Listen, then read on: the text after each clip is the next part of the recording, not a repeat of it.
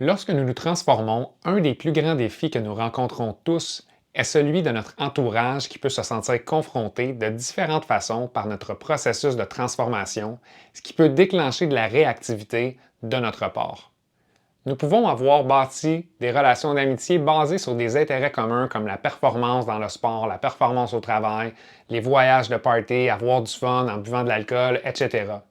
Le jour où l'on commence à changer et que nous sommes moins attirés vers ces comportements et ces façons de se valoriser, il est possible que nous ressentions une sensation de décalage parce que tout d'un coup, nous ne vibrons plus à la même fréquence. Pour la plupart, ça peut créer un sentiment de solitude et de tension interne parce qu'en fait, nous sommes en train de passer à un niveau vibratoire plus élevé, mais notre entourage, lui, est resté au même niveau. La tendance peut être aussi de vivre de la frustration que certaines personnes ne sont pas intéressées à nous entendre sur notre processus ou ne sont pas intéressées à se développer en ce moment. Ceci peut créer de la friction et amène nos protecteurs à émerger et semer le doute, la peur ou l'inquiétude à l'intérieur de notre système interne. Est-ce que ça t'est déjà arrivé de te dire: est-ce que je devrais continuer à me développer? Personne n'a l'air à me comprendre. Pourquoi les gens ne grandissent pas? Est-ce que je devrais me donner la permission de parler de ce que je vis? Il me semble que personne ne va comprendre. Si je commence à prendre plus de temps pour moi, ma famille va penser qu'ils ne sont pas importants. Je devrais peut-être arrêter tout ce processus de questionnement. Ma vie n'est pas si pire que ça au fond. Et voilà toutes des phrases que nos protecteurs utilisent pour freiner nos comportements, causant de l'incertitude à l'intérieur de notre système. Mettre à jour notre système interne veut dire que l'on se choisit finalement en premier au lieu de passer les autres avant nous. Je sais que ça peut paraître comme étant centré sur soi, mais c'est vraiment pas le cas ici. Tout au contraire, nous décidons de choisir d'incarner une version plus évoluée et plus en alignement avec notre essence pour s'épanouir et mettre nos talents, nos dons au service du collectif. Quand nous nous choisissons, nous pouvons contribuer d'un état de plénitude bien ancré, centré, au lieu d'avoir l'impression de devoir plaire aux autres ou en faire plus pour être accepté et se sentir valorisé. Il se peut que certaines relations n'aient plus de raison d'être puisque maintenant tu réalises que ton amitié n'était pas fondée sur des bases profondes connectées sur ton essence et orientées vers votre croissance mutuelle, mais plutôt sur de vieux mécanismes de protection comme celui de plaire, de potiner ensemble sur les gens qui nous déclenchent ou éviter le conflit pour maintenir un faux sentiment d'harmonie. Et lorsque d'un jour à l'autre, tu commences à t'affirmer sur ce qui est vraiment important pour toi, à te tenir imputable, à confronter les gens et les tenir imputables de leur comportement malhabile, il se peut qu'ils réagissent de façon négative à ta nouvelle façon d'être avec eux. Ils pourraient par exemple se sentir confrontés par le fait que tu t'affirmes et que tu mettes tes limites et se demander ce qui se passe avec toi, si tu es en train de te perdre ou encore te trouver difficile ou désagréable. Il est important de comprendre que le premier mécanisme de l'humain, quand il est inconfortable, c'est de blâmer et de critiquer les choses à l'extérieur de lui. C'est ce qui peut se passer lorsque la dynamique relationnelle change.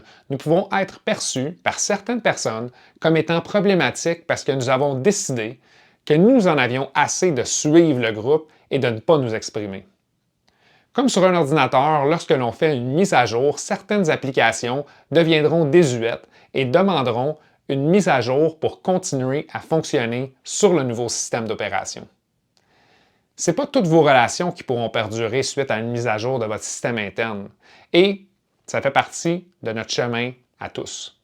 Je comprends très bien cette difficulté pour avoir eu à changer de cercle d'amis 3 fois au courant des 25 dernières années. C'est tout un deuil de mettre fin à des relations ou du moins se distancer parce que ces gens ne sont pas des mauvaises personnes, mais bien que notre taux vibratoire et nos intérêts ne concordent juste plus. Ça peut activer la peur de l'abandon, du rejet ou de la trahison. C'est en fait une excellente opportunité de reconnaître les blessures que porte notre enfant intérieur et lui donner l'attention nécessaire pour finalement les transmuter. Ça prend beaucoup de courage de se connecter à son essence dans une société où l'on valorise le conformisme, la performance, le statut social, l'intensité et la valorisation extérieure.